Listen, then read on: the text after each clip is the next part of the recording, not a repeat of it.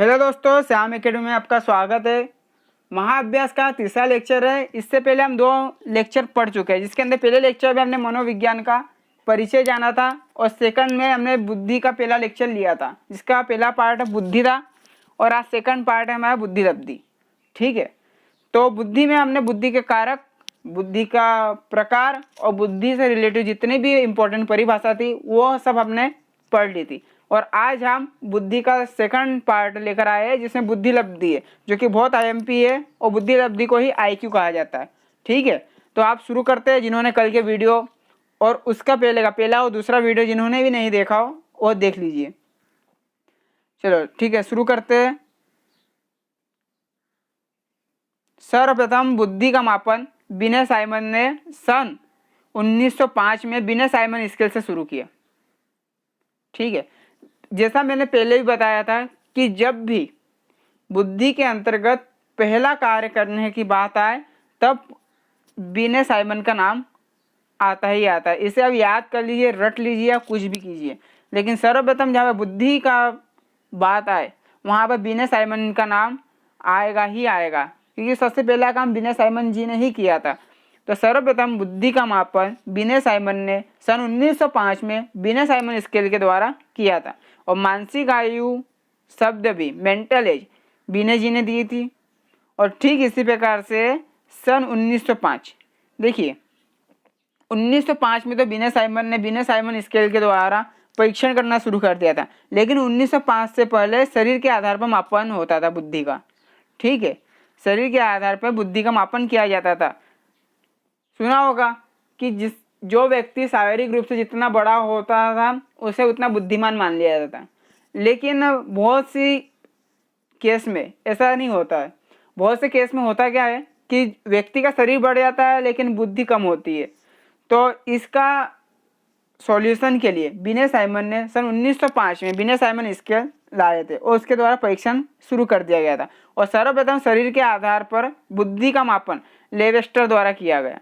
जब भी शरीर के आधार पर बोला जाए तो लेवेस्टर जी का नाम आएगा, लेकिन बुद्धि का नॉर्मल तरीके से हम ले कि सर्वप्रथम बुद्धि का मापन किसने किया था, जिसके ना तो शरीर लगा हो नहीं कुछ लगा हो, एकदम सिंपल तरीके से अगर पूछ लिया जाए कि सर्वप्रथम बुद्धि का मापन किसके द्वारा किया गया, तो हम विनय साइमन का नाम लेते हैं। लेकिन यहाँ पर पूछा गया है शरीर के आधार पर बुद्धि का मापन लेवेस्टर जी द्वारा किया गया।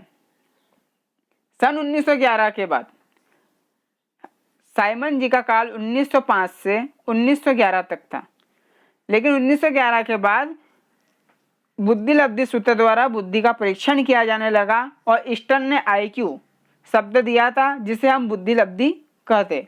स्टर्न ने आईक्यू या बुद्धि लब्धि का सूत्र मानसिक आयु बटे वास्तविक आयु, मानसिक आयु बाय वास्तविक आयु।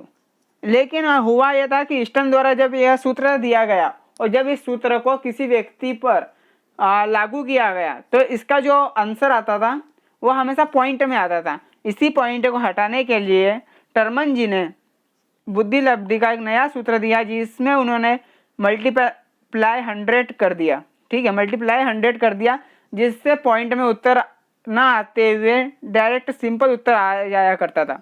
तो टर्मन ने इसमें क्या किया था, बाय 100। जब भी एक क्वेश्चन आता है कि टर्मन ने बुद्धि लब्धि का सूत्र, टर्मन का बुद्धि लब्धि का सूत्र है, तो पहला मानसिक आयु बटे वास्तविक आयु, दूसरा मानसिक आयु बटे वास्तविक आयु गुणा 100।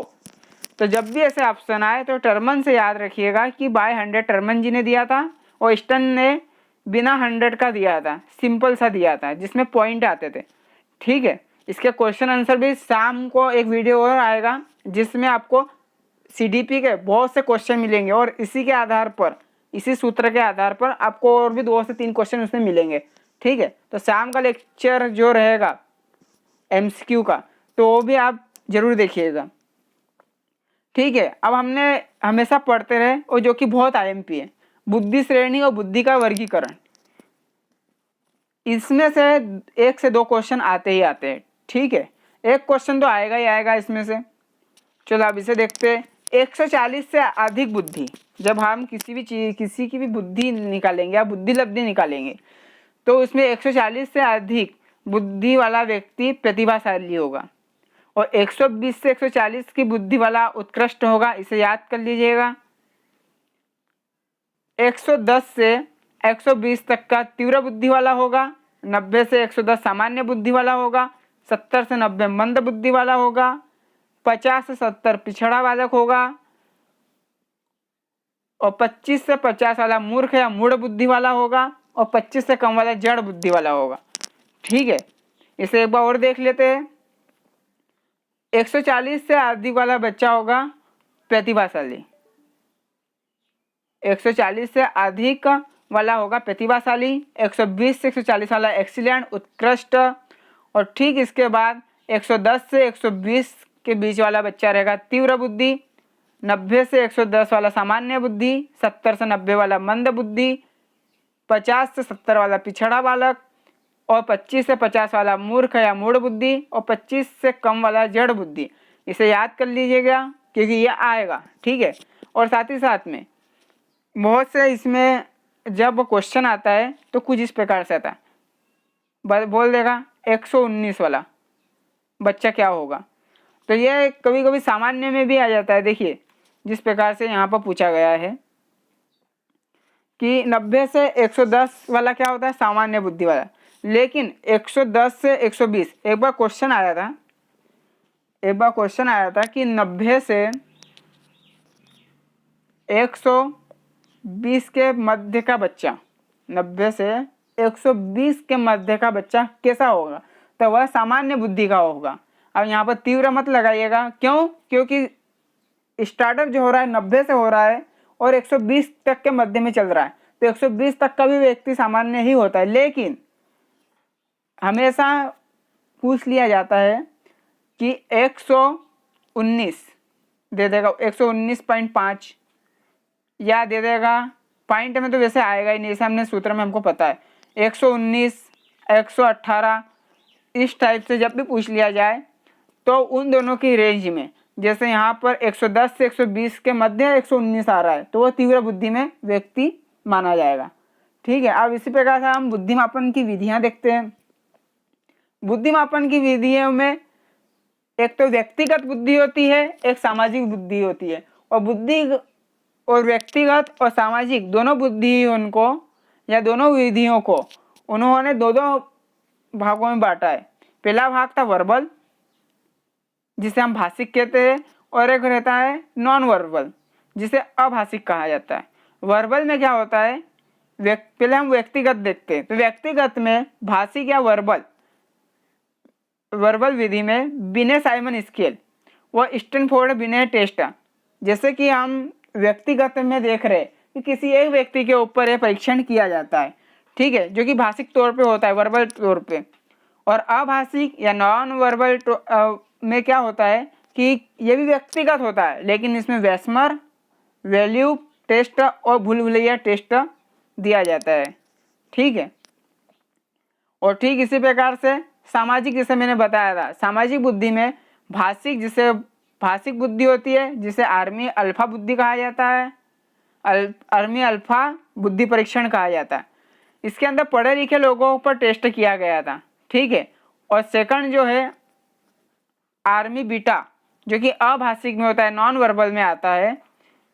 यह टेस्ट शिकागो परीक्षण के नाम से भी जाना जाता है और इसमें पढ़े लिखे और बिना पढ़े लिखे दोनों प्रकार के लोगों पर किया जाता है। लेकिन यह जो टेस्ट होता है आर्मी अल्फा और आर्मी बीटा, ये दोनों सामाजिक टेस्ट होते हैं। इसमें समूहों को लेकर उनका टेस्ट किया जाता है और व्यक्तिगत में किसी एक व्यक्ति का टेस्ट किया जाता है। व्यक्तिगत में बिने साइमन स्केल द्वारा और भूल-भुलैया इस प्रकार के टेस्ट किए जाते हैं। ठीक है, और भाषिक अभाषिक जब सामूहिक में होता है तब अल्फा, आर्मी अल्फा और आर्मी बीटा। आर्मी अल्फा किन के लिए किया गया था, पढ़े लिखे लोगों के लिए, और आर्मी बीटा पढ़े लिखे और बिना पढ़े लिखे दोनों व्यक्तियों में किया गया था, दोनों का एक जैसा परीक्षण किया गया था। ठीक है, भारत में बुद्धि परीक्षण सन 1922 में राइस, देखो ये 22 याद करने का तरीका बता रहा हूँ। ठीक है, 22 और एक होता है राइस, तो याद हो जाएगा 22 और राइस, डॉक्टर राइस के द्वारा किया गया। इन्होंने जिस स्केल से किया उस स्केल का नाम दिया था हिंदुस्तानी बिने साइमन स्केल। ये भारत में हुआ इसलिए इसका नाम एक तरीके से दे दिया हिंदुस्तानी। आप ऐसे भी याद रख सकते हो। लेकिन एक बैटरी परीक्षण होता है जो कि बहुत मोस्ट IMP है। इसमें से पूछते हैं कि जलोटा और भाटिया बुद्धि परीक्षण बैटरी परीक्षण भी कहते हैं। ये भी बुद्धि का परीक्षण है, ठीक है। और जलोटा और भाटिया से तो स्पष्ट है ही कि जलोटा और भाटिया हमारे इंडिया में होते हैं, तो ये भी इंडिया का एक परीक्षण हुआ, ठीक है, जलोटा और भाटिया बुद्धि परीक्षण। ठीक इसी प्रकार से हम आगे बढ़ते हैं। यह सामूहिक परीक्षण था। जो जलोटा और भाटिया परीक्षण जो था वो एक सामूहिक बुद्धि का परीक्षण था। इसमें बहुत से व्यक्ति को लेकर परीक्षण किया गया था और संवेगात्मक बुद्धि डेनियल गोल्डमैन के द्वारा दी गई। जो संवेगात्मक बुद्धि परीक्षण जो था या संवेगात्मक बुद्धि जिसे कहा जाता है वो डेनियल गोल्डमैन के द्वारा दी गई। ये क्वेश्चन एक बार आ चुका है, ठीक है। ये क्वेश्चन मोस्ट IMP है, यह एक बार आ चुका है। जिन व्यक्ति ने सब्सक्राइब लाइक और शेयर नहीं किया वो लाइक शेयर सब्सक्राइब कर ले। और बहुत से व्यक्ति को मैं जानता हूँ कि जिन्हें इसमें पढ़ने में थोड़ी दिक्कत आ रही है, लेकिन उनके लिए जैसे ही लॉकडाउन हटता है तो इन्हीं सभी का रिवीजन एवं बोर्ड पे भी करवा दूंगा, ठीक है। जब तक आप इसमें ही आप इसी के द्वारा पढ़िए